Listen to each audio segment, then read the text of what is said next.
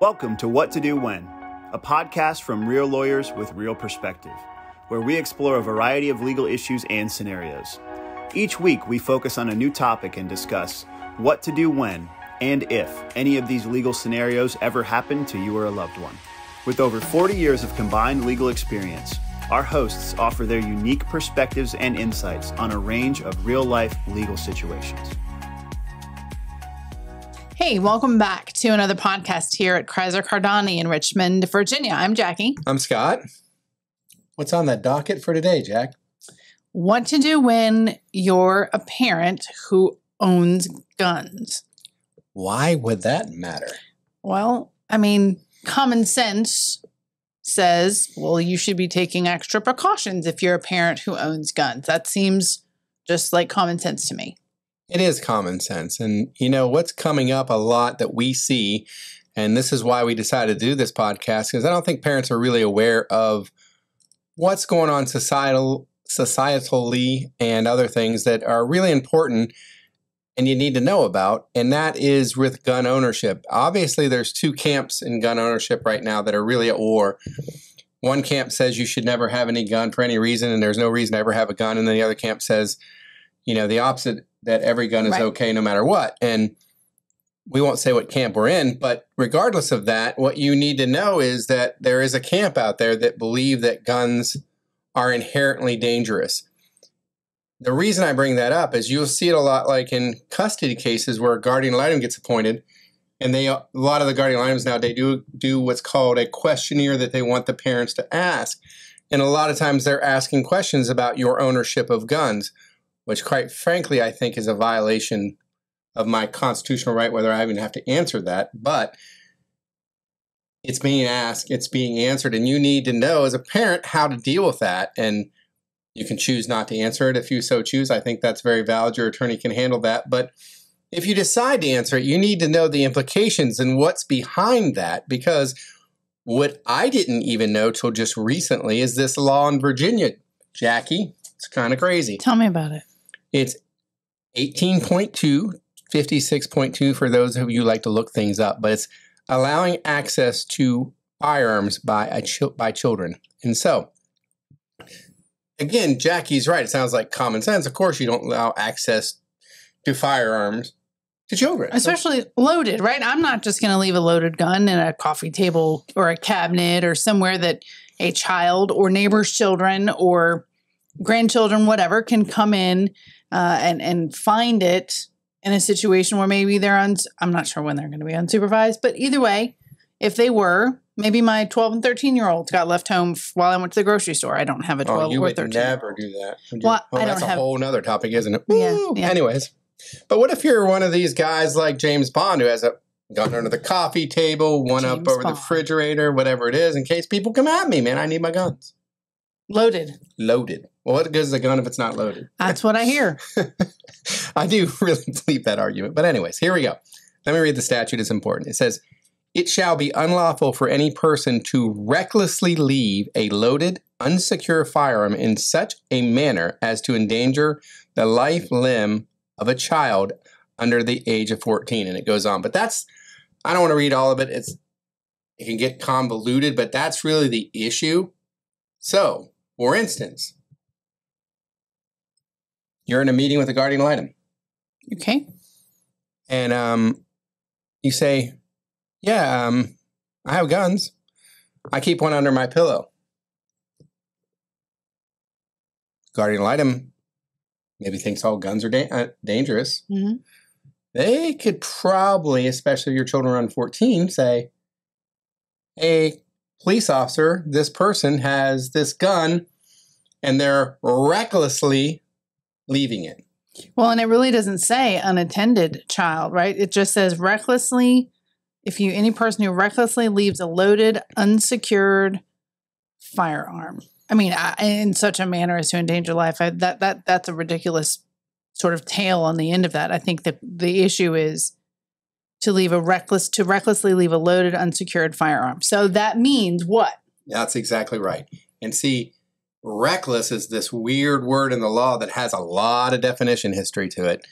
So I have to put on my glasses for this. I apologize, but Careless, Old. heeding, indifferent to the consequences. That's a big one that they pin a lot of things, that you were indifferent to the consequences of having a gun. I think that makes sense. So, but remember, the eye of the person judging that can be quite different. Is it a secured gun under your pillow that you believe is for your safety, indifferent to the consequences?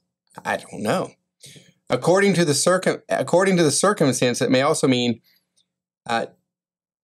desperately heedless, wanton or willful. And the one that gets really to me is then it goes down for, it also can mean careless, inattentive, or negligent. And see, when they use words like this in the law, they're very dangerous words. I know we love them and we think they're all great, but here you go. Again, it becomes the eye of the person who's judging you to determine whether your gun safety is their gun safety.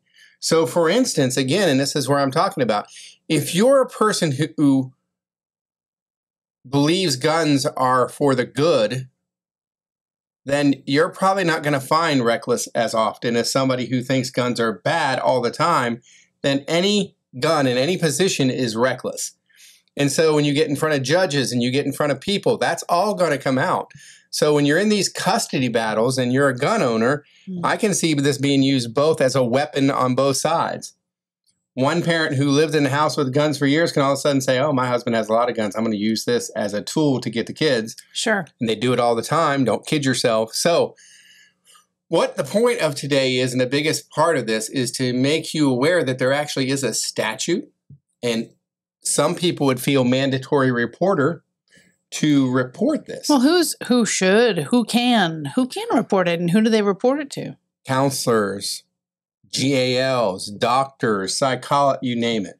Well, but let me just play the other side of this, okay? So here recently in Virginia, down in the Newport News area, we've seen it all over the news, this 6-year-old showed up to school with a gun, his mother's gun, and he shot his teacher, who was in the hospital for a very long time, and it's our hope that she's fully recovered and whatnot. It's a tragic situation. Thankfully, she did not die.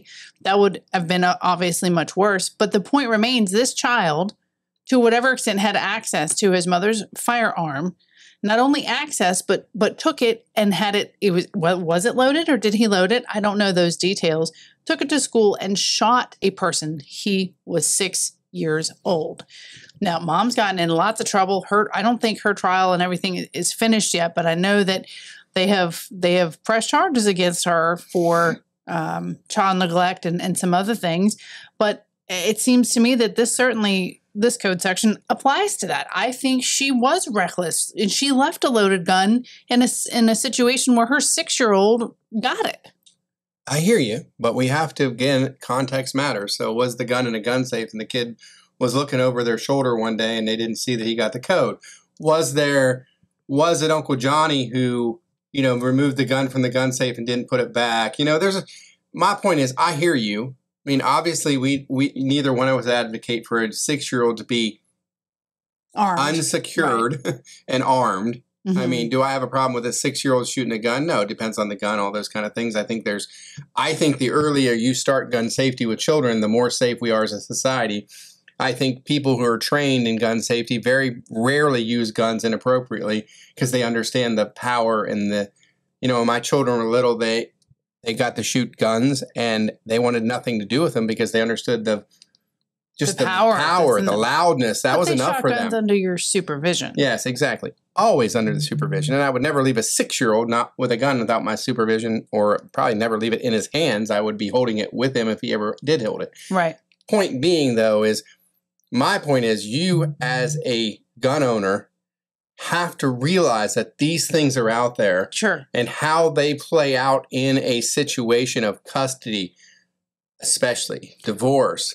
Or if it isn't even a custody battle, it's you and your spouse, and you've gone to the pediatrician, and for some reason this comes up, and the child somehow mentions firearms. It's just, it could be an attack on your family, not just by one spouse or the other in a custody case. It could be really truly an attack on the family by outside eyes. Now, I do think that it's pretty vague, and it does leave a lot of room for, as you would say, a critical eye to be too strict on this. I do think also, though, that if you're leaving a loaded gun unsecured in your home, you're asking for trouble. I don't care who you are or who lives in the house. You're asking for trouble.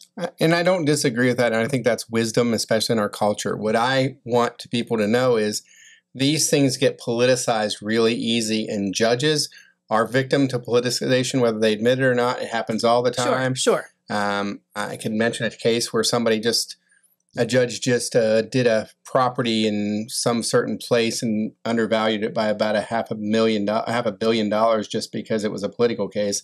It happens all the time. So if you have people in authority who don't like your position, these statutes are very dangerous because they leave things wide open for the interpretation. And that's what always worries me. And everybody always says, well, Scott, just like you made the argument and articulate, and I agree with you. Well, we should have things like this in place. And my argument always is, it's always okay until it's you behind this weapon pointed at you. And you go, well, I was safe. I believe I was safe. Right. And Jackie says, well, I don't believe you were safe. You're getting charged with a misdemeanor, 6 months in jail. Well, it's 12 months in jail technically. But my point is, we have to be thoughtful about things like this. We have to, and Jackie made a good point. The last thing I'll say you're in counseling. Mm-hmm. You're taking your kid to counseling, or you're in family counseling because some bad things have happened. And same thing. Somebody reports that dad's a concealed carry. He carries his gun everywhere he goes. Okay. Or he's open carry. Who cares? In Virginia, you can carry it anytime you want. He's a constitutional carry guy. Okay. And son who's trouble brings up in the counseling session, well, dad always has his gun, and when we eat, he sets it on the table beside him. Is that unsecured? Is that, I can see judges doing both those. I can see one judge going, that's the most ridiculous thing I ever heard. And I've sat in front of other judges who would absolutely find that a violation of the statute. Right. Because you pulled it out in front of the kid. And see, for me, those are the danger signs. Those are the warnings. You just have to be wise. And when you're going out into the world and you're taking advantage of the world services, you have to know that some people don't think like you, and you have to be thinking like they are sometimes.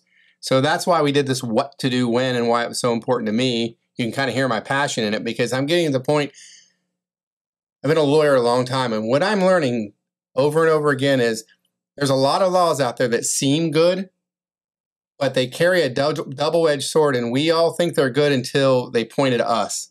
And then we realize, oh my gosh, I wasn't wanton, I wasn't reckless, but somebody else may think you are. And, sure. And we have to be really careful of what we think.